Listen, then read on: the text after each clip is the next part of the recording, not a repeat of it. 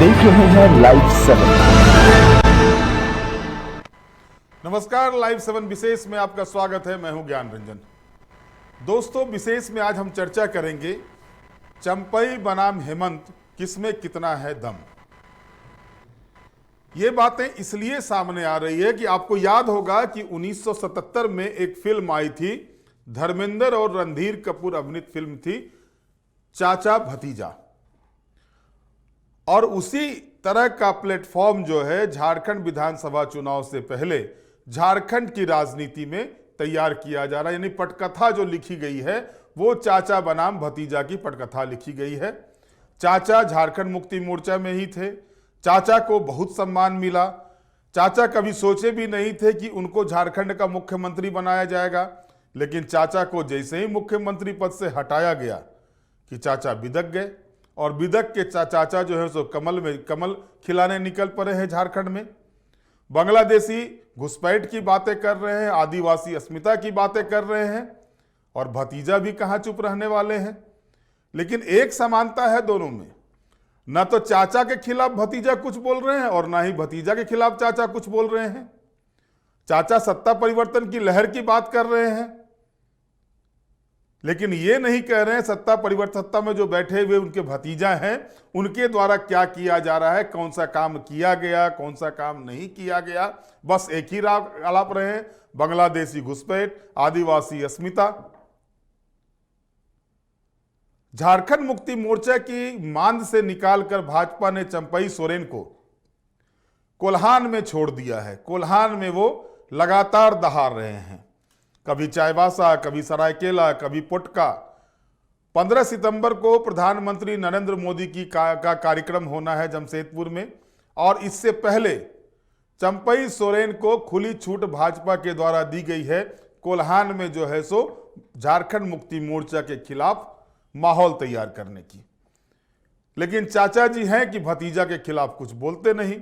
गुरुजी तो सम्मान है उनके लिए, आज भी गुरुजी के खिलाफ तो न कभी बोले थे और न कभी बोलेंगे, लेकिन भतीजा के खिलाफ भी चाचा कुछ नहीं बोल रहे हैं। और भतीजा भी बहुत सम्मान दे रहे हैं चाचा को, कहीं नहीं बोल रहे हैं। हाँ, इतना जरूर बोलते हैं हर कार्यक्रम में कि नेता विधायक बिक जा रहे हैं, खरीदने वाला थैली लेके बैठा हुआ है। अब झारखंड में अगर आप देखेंगे इस चाचा भतीजा की पटकथा में जो कहानी तैयार हो रही है वो कहानी है आदिवासी वोटरों की और बांग्लादेशी घुसपैठ की। जो भाजपा लगातार बांग्लादेशी घुसपैठ को मुद्दा बनाकर पूरी तरह से विधानसभा चुनाव को लेकर के जिस तरह से रणभेरी बजाई थी, और उसको अब आगे बढ़ाने के लिए झारखंड मुक्ति मोर्चा के एक टाइगर को ले आए हैं। वो टाइगर लगातार दहाड़ रहे हैं बांग्लादेशी घुसपैठ पर। जहां भी जाते हैं बांग्लादेशी घुसपैठ और आदिवासी अस्मिता की चर्चा करते हैं। और वहीं दूसरी ओर जो संथाल में लोबिन को लाया गया है वो भी लगातार अब बांग्लादेशी घुसपैठ की बात कर रहे हैं। 1932 कहाँ गया, 1964 कहाँ गया, पेशा एक्ट कहाँ गया, ये सारे कुछ धरे के धरे रह गए हैं। अब सिर्फ उनके मुंह से भी निकल रहा है बांग्लादेशी घुसपैठ। सरना धर्मकोट का मामला नहीं सुनाई दे रहा है। सरना धर्मकोट की बात ना तो चंपई सोरेन कर रहे हैं और ना ही लोबिन हेम्ब्रम के द्वारा कहा जा रहा है। 1932 खतियान की बात नहीं कही जा रही है। आदिवासी मूलवासी जो है इसकी बातें होती है। और आदिवासी मूलवासी से याद आया कि एक और हैं झारखंड में। अगर आप देखेंगे तो झारखंड में पटकथा तैयार हो गई है। झारखंड में संग्राम का माहौल भी तैयार हो गया है। विधानसभा चुनाव के जो संग्राम होने जा रहे हैं वो संग्राम पूरी तरह से अब जो केंद्रित दिखाई दे रहा है वो एनडीए वर्सेस आईएनडीए होना है, इसमें अब कोई दो राय नहीं है। तो अब सवाल ये उठ रहा है, अब तेरा क्या होगा जयराम।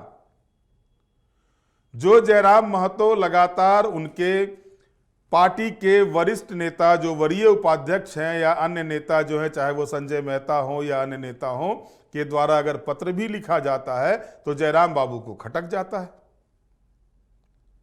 देवेंद्र महतो अगर कुछ प्रेस कॉन्फ्रेंस करते हैं तो वो खटक जाता है। सिल्ली में ऐसा जाल बिछा दिए हैं कि देवेंद्र महतो को सांस लेने में दिक्कत हो रही है। अब वो करें तो क्या करें। भाई सिल्ली के लिए तैयारी करके रखे थे। अब तो जयराम महतो ये भी कहते हैं लोकसभा चुनाव लड़ाकर दिखा दिया, जिसको 100 वोट की औकात नहीं थी उसको 1.5 लाख वोट दिलवा दिया, तब दूसरे को मौका दिया जाएगा। तो भाई साहब लोकसभा चुनाव तो आप भी लड़े, तो आप फिर विधानसभा चुनाव क्यों लड़ेंगे? जब लोकसभा चुनाव लड़ने वाले विधानसभा चुनाव नहीं लड़ सकते, ये क्राइटेरिया आपने तैयार किया है, तो आपके ऊपर भी वो लागू होना चाहिए। लेकिन नहीं, वो तो नहीं करेंगे, वो सार्वभौम हैं, उनके पास JLKM की सारी शक्तियां हैं, और उनके ही नेता मनोज यादव ने कह दिया राजतंत्र हावी है। आपको मैंने सुनाया था पहले। तो इंडिया वर्सेस NDA के बीच जो संग्राम होना है, उसमें अब सवाल उठ रहे हैं जयराम का क्या होना है, और ये चर्चाएं होने लगी हैं।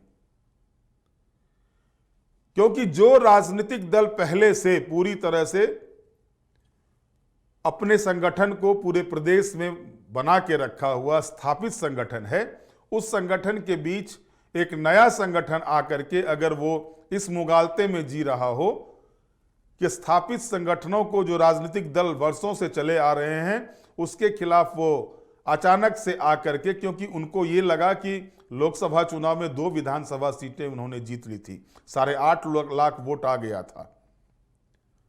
तो अब जब उनके खिलाफ कोई बोलता है तो उनको बोलते हैं ये चैनल वाले या ये यूट्यूब वाले जो है सो लाख रुपया लेकर के काम कर रहे हैं।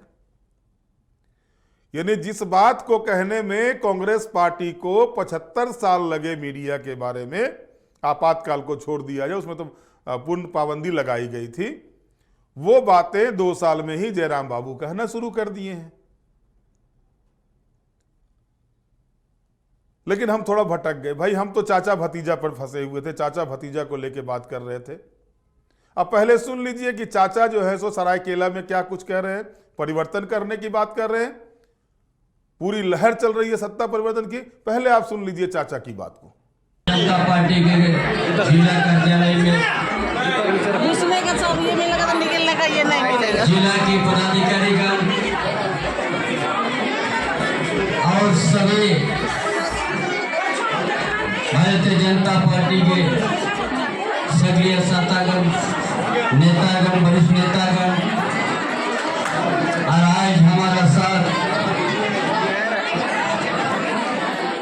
ऐतिहासिक रेला हम समझते चाहे सारे धरती में जिला कार्यालय भाजपा में उपस्थित होने के जनसही लाभ जो उमड़ के आए हैं, सभी सरायकेला वासियों, भाइयों बहनों, भारतीय जनता पार्टी के सभी समर्थक साथीगण, वरिष्ठ नेतागण, जिला के अध्यक्ष, महिला नेतृत्व, युवा नेतृत्व, सभी का हमारे ओर से सबसे पहले जोहार, जय श्री राम।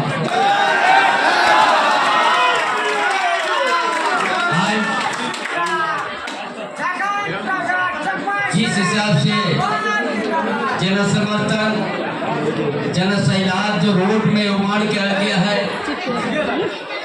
इस झारखंड राज्य के लिए एक परिवर्तन का लहर है। और हम अपना 18 अगस्त को हम पोस्ट कर दिया था, जिस पार्टी को हम खून पसीना बहा के हम मजबूती बनाया तो वहां से हम एकला चले थे। लेकिन आज करवा बनते गया है, हजार लाखों संख्या में समर्थन जुटते जा रहा है। मेरा विश्वास होगा ये जो उद्देश्य हम देश का प्रधानमंत्री भाई नरेंद्र मोदी जी एवं माननीय गृह मंत्री अमित शाह के ऊपर विश्वास करके भारतीय जनता पार्टी में हम सदस्यता ग्रहण किया है। जो लड़ाई झारखंड के धरती में जरूरत है, और वो लड़ाई दूसरा पार्टी से नहीं हो सकता। जो बांग्लादेशी घुसपैठे जैसा जटिल मुद्दा है, वो दूसरा राजनीतिक दल से उस सवाल को नहीं उठा जा सकता है। इसलिए हम अपना मन में मंथन करके निर्णय लिया कि हम भारतीय जनता पार्टी में रह के हम बांग्लादेशी घुसपैठे को हम लड़ाई लड़के आदिवासी का अस्तित्व जो अस्मिता जो खतरा में है, हम भारतीय जनता पार्टी में रह के हम लड़ाई करके हम रक्षा कर सकते हैं। और उसका साथ साथ हम झारखंड गरीब नहीं है, झारखंड खनिज संपदा से भरा हुआ प्रदेश है। हमने सोचा कि आज भारतीय जनता पार्टी से हम झारखंड को हम संवारेंगे और अच्छा विकास करेंगे। चाहे यहाँ का आदिवासी की बात हो, चाहे मूलवासी की बात हो, चाहे दलित की बात हो, चाहे गरीब गुरबा की बात हो, हम यहाँ करा कि उसको हम सम्मान दे के विकास को ले जाएंगे, देश का मुख्य धारा में जोड़ने का काम करेंगे। इसलिए आज ज्यादा समय हम नहीं, ज्यादा हम अपना वक्तव्य नहीं रखूंगा। इसका बड़ा देर से पुरुषाधारती के कार्यकर्ता स्वागत में रोड अपना बुढ़ार में खड़ा है, और आज जितना हम लोग हाल है उसका 50 गुना बाहर में है। इस आसपास में खड़ा होने का जगह नहीं, उस तरह से जनता उमड़ के आया है। इसीलिए हम सब मिल के आप ये लहर परिवर्तन का लहर है, और देश का प्रधानमंत्री अमित शाह का मजबूत नेतृत्व का देन है। इसीलिए ज्यादा कुछ नहीं कहा कि इतना ही कहा कि अपना विचार समाप्त करता हूँ। जय झारखंड, जय श्री राम। तो अभी आपने सुना चाचा जी के बयान को। झारखंड में सत्ता परिवर्तन की लहर चल रही है। प्रधानमंत्री नरेंद्र मोदी और गृह मंत्री अमित शाह के द्वारा जो कार्य किए जा रहे हैं, जिस तरह से एक भारत के विकास में वो लगे हुए हैं, उसको ध्यान में रखते हुए भाजपा ज्वाइन किए हुए हैं, विश्व की सबसे बड़ी पार्टी में आ गए हैं। लेकिन एक बार भी भतीजा के खिलाफ नहीं बोलते हैं। अब जरा भतीजा की भी सुन लीजिए कि बांग्लादेशी घुसपैठ की बात जो चाचा करते हैं उस पर भतीजा क्या जवाब देते हैं, और सीधे तौर पर कहते हैं असम के रास्ते से बांग्लादेशी घुसपैठ हो रहे हैं। जब बांग्लादेशी असम के रास्ते आ रहे हैं तो असम के सीएम झारखंड में आके गाल बजाते हैं, लेकिन वहां पर रोकने का कोई उपाय नहीं करते। और ये भी कहते हैं, ये मैं नहीं कह रहा हूं, ये खुद वही कहते हैं कि बांग्लादेशी घुसपैठ असम के रास्ते हो रहा है, उन्हीं के दल के लोग कहते हैं। तो भैया आपको रोका किसने है? आप उस पर अंकुश तो लगाइए। अब भतीजा की बात पहले सुन लीजिए। तरफ से असम तरफ से आते हैं एक नेता, वो तो लगता है हिंदू मुस्लिम भड़काव और सांप्रदायिक तनाव फैलाने में सबसे अधिक डिग्री उन्होंने ले लिया है। आए दिन फुर्र से झारखंड आते हैं और यहां पर तनाव का माहौल बनाने लगते हैं। कभी सरकार गिराने में लगते हैं, कभी हिंदू मुस्लिम करने में लगते हैं, लेकिन कोई फर्क नहीं पड़ता। यहां झारखंड वीरों का भूमि है। यहां एक वीर नहीं, अनगिनत वीर हैं। हर चौक चौराहे में यहां के लोग गरीब जरूर हैं, लेकिन स्वाभिमानी हैं। हमारा झारखंड का भाई बहन लोग जो आसाम में बैठा है, उनका क्या हालत है जरा वो बताएं। अपना राज तो संभलता नहीं, बांग्लादेशी को रास्ता वही देते हैं, वहीं पर दरवाजा खोल के रखा है, और अपने घुसाता है और बोलता है घुसपैठी बढ़ाया। हम लोग का कोई रास्ता नहीं है।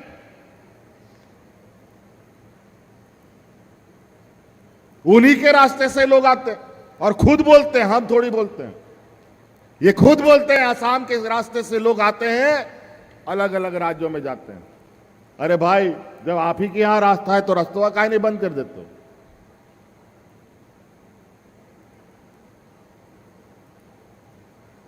तो ये सब ध्यान रखिएगा। बहुत चालाक चतुर मीठा मीठा बोलता है ये भाजपा के लोग, इतना मीठा बोलेगा कि गुड़ भी फेल है। लेकिन आपको पता है मीठा अगर बहुत ज्यादा हो जाए तो वो कड़वा जैसा स्वाद होने लगता है। लेकिन इनका जो ये स्वाद है वो मीठा नहीं है बल्कि वो जहर है, जहर। किसी को आदिवासी, किसी को सरना, किसी को ईसाई के नाम पर डराएगा, धमकाएगा। तो अभी आपने सुना मुख्यमंत्री हेमंत सोरेन का कि एक असम से नेता आते हैं, हिंदू मुस्लिम की बात करते हैं, बांग्लादेशी घुसपैठ उन्हीं के रास्ते, उन्हीं के राज्य के रास्ते आता है। असम में आदिवासियों की क्या स्थिति है इस पर कुछ नहीं बताते। झारखंड के आदिवासी वहां जाके बसे हुए हैं। यानी पूरी तरह से अगर आप देखें तो भाजपा ने जो एक जाल बुना है ट्राइबल वोट्स को लेकर के, वो जाल अब धीरे धीरे काम करना शुरू किया है। और उसको जिस तरह से चंपाई सोरेन और लॉबिन हेम्ब्रम के माध्यम से भाजपा अब तूल दे रही है उन मुद्दों को, उसके बाद से ये चीजें, क्योंकि पिछले चुनाव के परिणाम बताते हैं, लोकसभा चुनाव 2024 के परिणाम बताते हैं कि ट्राइबल वोट में सबसे ज्यादा मजबूत पकड़ झारखंड मुक्ति मोर्चा की है। इसको इनकार नहीं किया जा सकता। और भाजपा को पता है जब तक ट्राइबल सीट्स में वो 8-10 सीटें नहीं लाते हैं तब तक वो सत्ता की सीढ़ी तक नहीं पहुंच सकते हैं। और सत्ता की सीढ़ी तक पहुंचने के लिए जो रास्ते तलाश किए गए हैं भाजपा के द्वारा, उस रास्ते में नेतृत्व दे दिया गया। उस रास्ते में आगे लेकर चलने के लिए कार्यकर्ताओं को चंपाई सोरेन को सामने लाके खड़ा किया गया है। चंपाई सोरेन झारखंड आंदोलन की उपज है, गुरुजी के सबसे नजदीकी में से एक है। हेमंत सोरेन भी उनको काफी सम्मान दिया था, भले ही उनको बाद में वो अपमान लगने लगा हो, अपमान करने की बात कह रहे हो, अपमान की बात करके भाजपा में शामिल हो गए, वहां उनको सम्मान मिल गया। जो मुख्यमंत्री बनाया गया था वो अपमान था। ये सारी चीजें अब खत्म हो गई। अब वो भाजपा के हो गए और भाजपा की रणनीति पर वो काम कर रहे हैं। और भाजपा को यह पता है कि जब तक ट्राइबल सीट्स पे नहीं उलझाया जाएगा झारखंड मुक्ति मोर्चा को, ट्राइबल सीट्स पर खतरा के निशान नहीं लगाए जाएंगे झारखंड मुक्ति मोर्चा के लिए, तब तक सत्ता के केंद्र तक वो नहीं पहुंच सकती है। और इसी कार्य में जो है चंपाई सोरेन को लगाया गया। और चंपाई सोरेन लगातार चाईबासा में, पुटका में, घाटशिला में, सरायकेला में, जमशेदपुर में जाते हैं, कार्यकर्ताओं से मिलते हैं, उनको संबोधित करते हैं। जय श्री राम के नारे भी लगाने शुरू कर दिए हैं, जोहार भी बोल रहे हैं, जय श्री राम के नारे भी लगा रहे हैं। तो ये सारी चीजें हो रही है एक रणनीति के तहत। और आप देखिए 15 तारीख को प्रधानमंत्री का कार्यक्रम होना है और उसके बाद, उससे पहले लगातार जिस तरह से भाजपा ज्वाइन करने के बाद पिछले 3 दिनों से चंपाई सोरेन कंटिन्यू जो है किसी न किसी विधानसभा क्षेत्र में जाके कार्यक्रम कर रहे हैं। तो इसके पीछे की रणनीति वही है। और हेमंत सोरेन को भी पता है कि चंपाई सोरेन के आने से जो है जो रणनीति, क्योंकि अगर आप देखिए जो शहरी क्षेत्र हैं, भले ही पिछले चुनाव में कोल्हान में शून्य पर आकर सिमट गई भाजपा, लेकिन ऐसा नहीं है कि कोल्हान में भाजपा का जनाधार बिल्कुल ही नहीं है। सीट निकलना, चुनाव हारना, ये अलग विषय होता है। और पिछले मर्तबा क्या था? पिछले मर्तबा एंटी इनकम्बेंसी भी हावी थी, लेकिन इस बार इससे उलट एंटी इनकम्बेंसी जो सत्ता में रहते हैं उसके ऊपर हावी होगा। जाहिर तौर पर अबुआ आवास योजना हो, मैया योजना हो, या सर्वजन पेंशन योजना हो, धोती साड़ी योजना हो, सावित्री वाली बाई फूलो योजना हो, इसकी बात करके जनता के बीच हेमंत सोरेन जा रहे हैं। तो आप याद कीजिए कि पूर्व की सरकार ने भी किसान सम्मान योजना और कई योजनाओं का नाम लेकर जनता के बीच वो काम कर रही थी और जनता के बीच वोट की अपील कर रही थी, लेकिन परिणाम हुआ उससे उल्टा।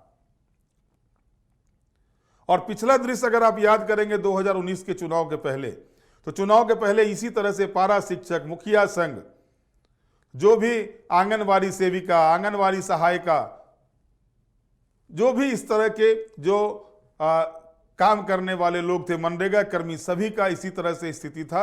या तो राजभवन के सामने या मोराबादी मैदान में हमेशा वो दिखाई देते थे। और इस बार भी चुनाव के 6 महीना पहले से ही इन लोगों का आंदोलन लगातार जारी है।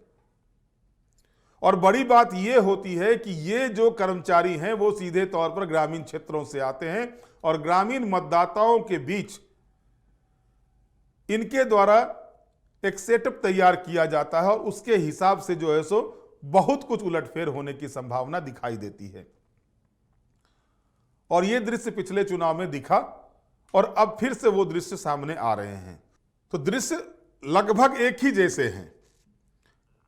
और इस बीच जो चाचा भतीजा की फिल्म तैयार की जा रही है झारखंड की राजनीति में विधानसभा चुनाव से पहले, उसमें मुख्य रूप से जो विषय लिया गया, उस फिल्म का जो विषय लिया गया है, जैसा कि मैंने आपको बताया, बांग्लादेशी आदिवासी। यानी इस मुद्दे को इस कदर उठाने की रणनीति तैयार की गई है भाजपा के द्वारा कि एक और जो है सो ध्यान पूरी तरह से एक और जो एक मुश्त वोट है, झारखंड मुक्ति मोर्चा का ट्राइबल वोट है, मुस्लिम वोट है, इसको लेकर के उससे किस तरह से उसमें विभाजन कराया जाए, इस रणनीति के तहत काम हो रही है। और अब जो दृश्य सामने आ रहे हैं उस दृश्य के हिसाब से जब तक राज्य सरकार के द्वारा या सत्ता में बैठे हुए लोग उन लोगों की डिमांड को जो कि आज सड़क पर बैठे हुए हैं, अच्छी बात है कि मैया सम्मान योजना का काट भाजपा के पास नहीं मिल रहा है और यही वजह है कि सह प्रभारी जो हिमंता बिस्वा शर्मा है वो कहते हैं कि वो मैया योजना का सम्मान करते हैं और वो उनकी सरकार अगर आएगी तो इससे भी बढ़िया योजना लेके वो आएंगे। यानी ये कहने पर हेमंत सोरेन ने मजबूर कर दिया है। यानी कहीं ना कहीं इस योजना से उनको बेनिफिट होता दिखाई दे रहा है। और भी जो योजनाएं, चाहे वो गुरुजी क्रेडिट कार्ड योजना हो या अन्य योजना जो युवाओं से जुड़े हुए मामले हैं, युवतियों से जुड़े हुए मामले हैं, किशोरियों से जुड़े हुए मामले हैं, वृद्ध जनों से जुड़े हुए मामले हैं, विधवा से जुड़े हुए मामले हैं, इस पर भी जो है सो काम किए जा रहे हैं। लेकिन चुनाव के पहले ये सारे विषय धरे रह जाते हैं। इसका परिणाम आपको, जो परिणति हुई थी, आपको पिछले विधानसभा चुनाव के परिणाम के बाद दिखा था। क्योंकि आप याद कीजिए कि 1 रुपये में 50 लाख तक की संपत्ति को रजिस्ट्री करने का अधिकार महिला के नाम पर रघुवर सरकार ने दिया था। आधी आबादी का वोट अगर उस योजना का लाभ लेने वाले का भी वोट उनको मिलता तो 25 सीट पर भाजपा सिमट कर नहीं आती। किसानों को 5,000 रुपये 1 बीघा खेत पर, 1 एकड़ पर, और उससे ज्यादा जितना हो उस पर 2-2 हजार रुपये करके देने की बात थी, अधिकतम जो हुई। उस योजना का लाभ अगर किसानों को मिला तो उससे अगर फायदा होता तो भाजपा की सरकार नहीं जाती। यानी योजनाएं लाभ लेते हैं और जनता को भी ये समझ में आ गया कि भैया जब चुनावी मौसम आएंगे योजनाओं का लाभ मिलेगा, जैसे ही चुनाव समाप्त होगा इति श्री रेवा खंडे समाप्त। तब देखना है कि जो रणनीति तैयार की गई है चाचा भतीजा को लेकर के भाजपा के द्वारा, और चाचा के काट के लिए भतीजा के द्वारा क्या कुछ कदम उठाए जाते हैं, यह देखना दिलचस्प होगा। क्या चंपई फैक्टर सही मायने में झारखंड मुक्ति मोर्चा के कोर वोट पर इफेक्ट होगा, यह भी अभी पता चलेगा और इस पर अभी कुछ धमा चौकड़ी मचनी बाकी है। बहरहाल आज के विशेष में इतना ही। आप हमारे साथ जुड़े रहे, हमें लाइक करें, सब्सक्राइब करें। बहुत बहुत धन्यवाद। नमस्कार।